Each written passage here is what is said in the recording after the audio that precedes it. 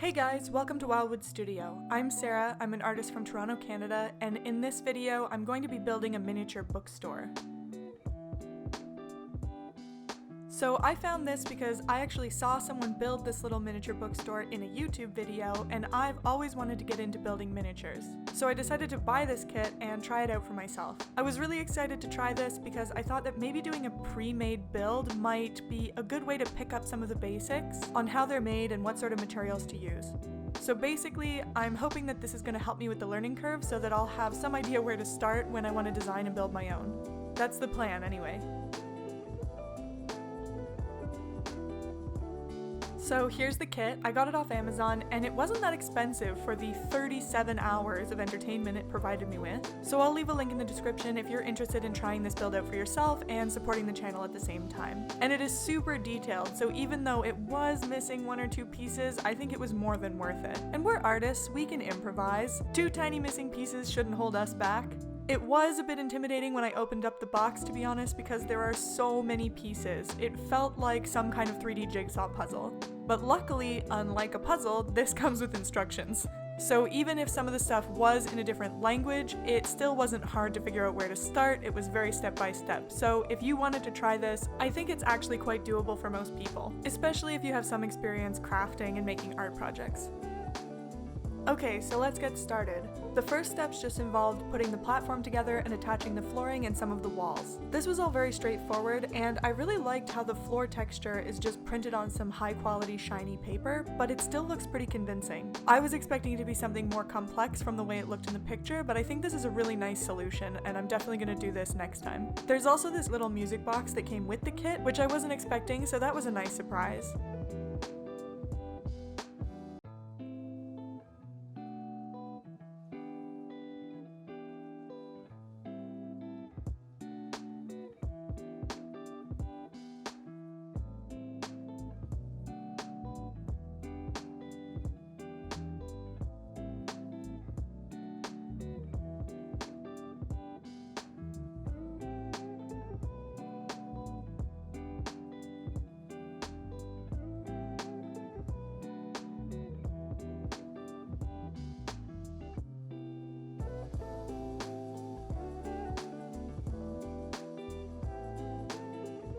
So immediately after I put the walls together came the part that took the longest. I mean, I know this is a bookstore model, but for some reason I didn't expect to have to individually cut out and fold every tiny little paper book. That was kind of silly of me, but in the video I watched, the person doing the build just kind of poured all the little books onto the table, like, look at all these little books! There were a lot of these, and it took me 3 full nights of work just to cut them all out and fold them all. I counted them at the end, and there's over 200 little books in this store.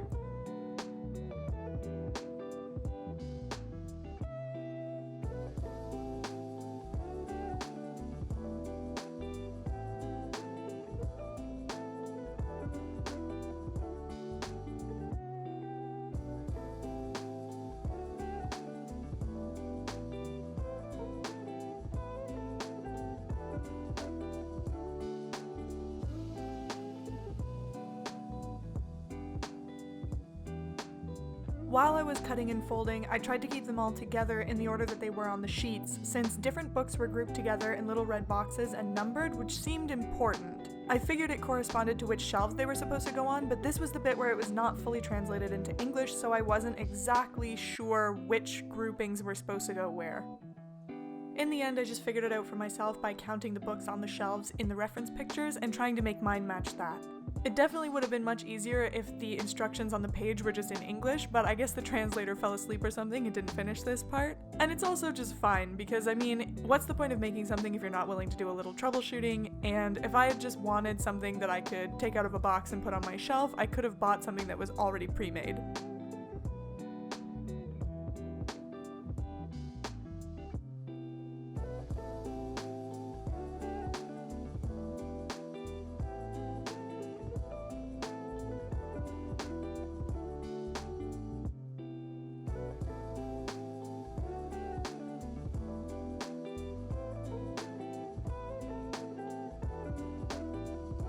I don't know if the makers of this kit expected that the person building it would fold all of the books at once or do them in stages. It kind of seemed like in the instructions they expected you to do all the books for one set of shelves and then build that shelf and then do all the books for the next one, but once I got started doing this, I just made them all. And also, while I was doing the books, I skipped ahead a bit in the instructions and cut out all the other little paper details and put the pictures in frames at the same time. Also, I definitely glued my fingers together a whole bunch of times while I was doing this. These things are really tiny and I glued them all together using super glue, and so I just don't know a way not to glue your fingers together doing something like that.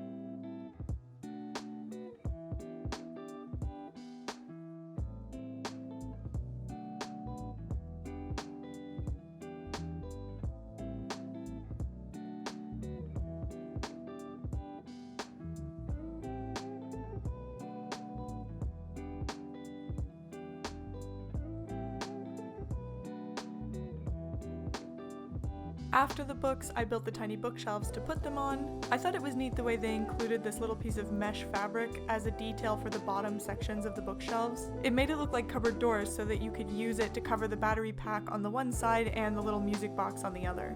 The one hiccup I had with the bookshelves was that this is where the missing piece was. This was the only time I had this problem, so I wasn't really mad. It's still a really great kit, but luckily they included an extra piece of balsa wood that was much bigger than the one that I was missing, so I was able to just cut that one down to the right size, paint the edges blue, and sub it in for the missing piece. So there we go, practice for next time when I'll have to make everything from scratch. Actually, even though I initially assumed that this was balsa wood, while I was cutting it, I thought that maybe it wasn't. It didn't really cut that easily, which is fine since this company clearly has a laser cutter, but I'm gonna have to use something softer if I want to do this for myself.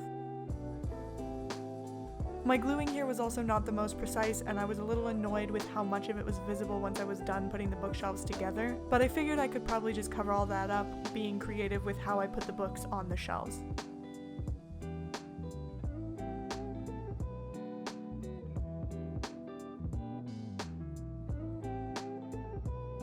Once I had all my little bookshelves and display units assembled, I just placed them and glued them into the scene, at which point it was beginning to feel a bit like moving, except really small, especially when I took progress pictures of a tiny room full of empty bookshelves to show my coworkers.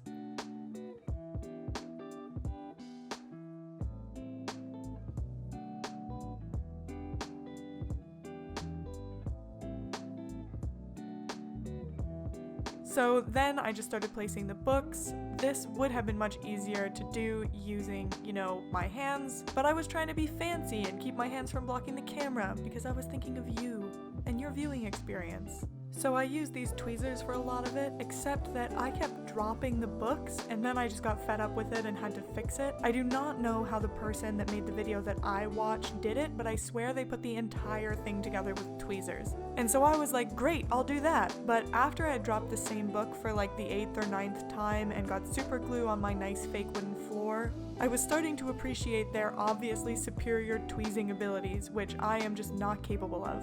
I also secured each book to the shelf using a bit of super glue because this thing's going to be fully enclosed with 4 walls and a roof, and it would really suck if it got bumped and some of the stuff fell off the shelves, so this just made sense to me. And I tried to make the books look like they were placed on the shelves kind of naturally, not too perfect, while also using them to cover up some of my messy gluing from before.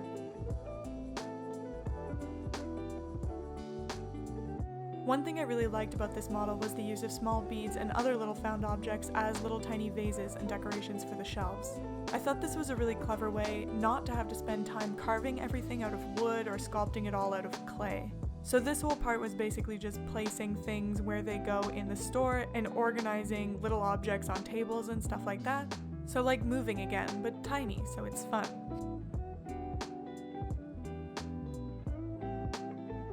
Also, even though folding all the little books took forever, I think it added a lot in terms of detail, and I like the way that they did it, so that all of the books have a front and back cover with a different number of squares that you fold to make it a different thickness. It made it look pretty realistic and was definitely much better than just printing out a picture of all the spines or something that would have been a lot faster. So I think it was really worth the time in the end.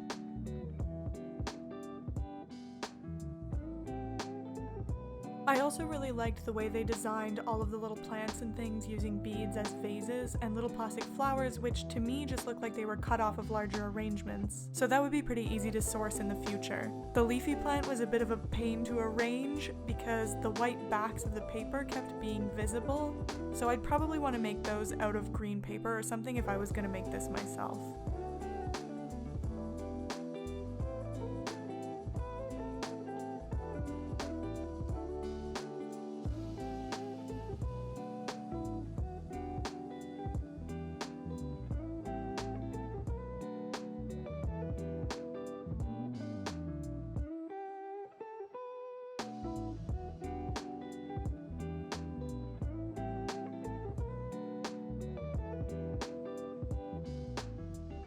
My favorite piece of furniture in the bookstore is this little chair, since it was something different, so not a fifth bookshelf. And it was a bit less obvious to me how it was done. I thought it was really clever to use a couple layers of this cotton batting to make cushions that didn't just look hard and flat, but I do wish I'd sewn the tiny pillow instead of just gluing it. It said to glue it in the instructions, but I think it would have looked a lot nicer if I just sewn it, so I'll keep that in mind for next time.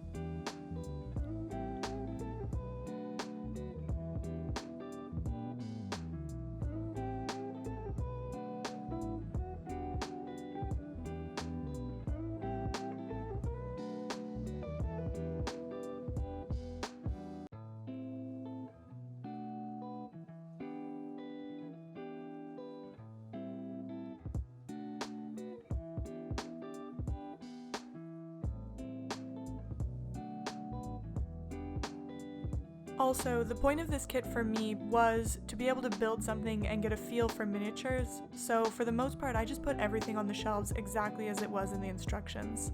That is, except for some of the paintings. They showed the paintings just sort of stuck to the front of the bookshelves or in between different shelving units, and I thought this looked really unnatural because you don't generally hang something on the front of shelves because it would get in the way of taking the books off of the shelves. So I put those on top of the bookshelves instead, which made a lot more sense to me since all my bookshelves at home have all kinds of things stacked on top of them and basically nothing glued to the front.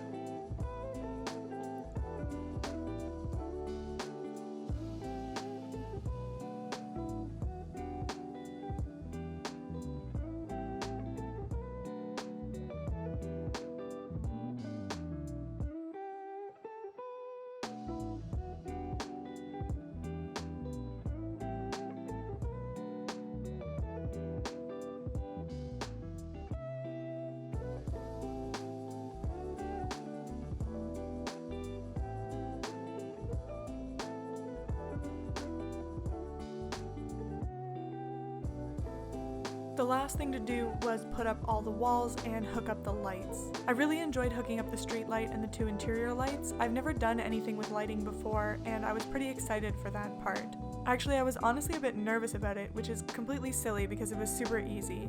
I think sometimes though it's easy to build up a mental block about a certain subject where you just don't know where to start, so you avoid it altogether. At least that's what happens to me, and I think lighting was just one of those things for me. I've always thought it would be fun to include LEDs in my work, but I just didn't know where to start, so I just didn't try.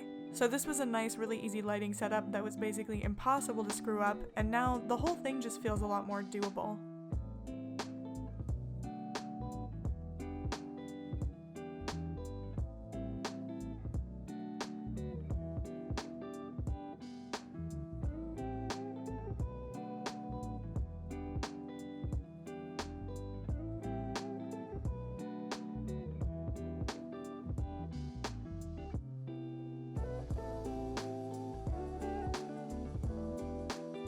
For the walls, most of them are mostly plexiglass so that you can see through to all the little details inside, which is great because I spent hours folding teeny tiny paper books and I want to be able to see them. But once again, my gluing was not as neat as I would have liked, and I found out later that super glue can fog up plexiglass, so that kind of sucked, but it's something to keep in mind for the future if I'm going to be doing anything with plexiglass. Honestly, I think it wasn't too noticeable though, so it's probably fine, and maybe the owner of this bookshop just doesn't wash their windows as often as they should.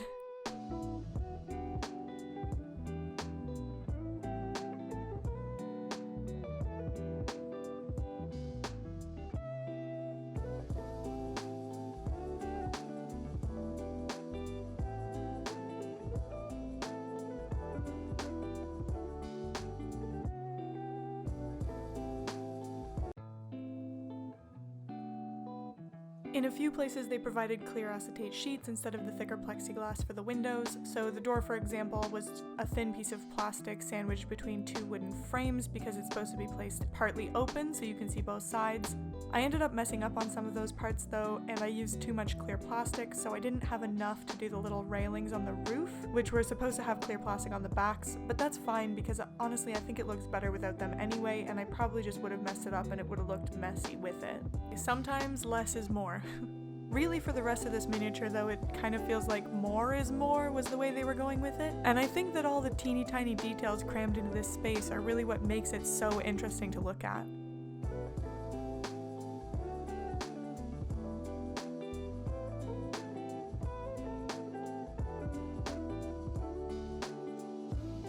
In the end, I love the way this turned out. I'm just so happy with it, and being able to turn the lights on just makes it so much better. It was very time consuming though. Like I said before, it took me 37 hours to put this together all in all, and I didn't even have to design it or cut out any of the wooden pieces or print any of the tiny newspapers or book covers. I love the level of detail included in this kit, but I know that if I'd had to make everything from scratch, it probably would have taken me 2 to 3 times as long. But I really enjoyed doing this. It was a lot of fun, and I'm really happy with the end result, and I still want to try and make one from scratch. So if you liked watching me build this, or if you have any suggestions for what I could build as my own miniature, please let me know in the comments.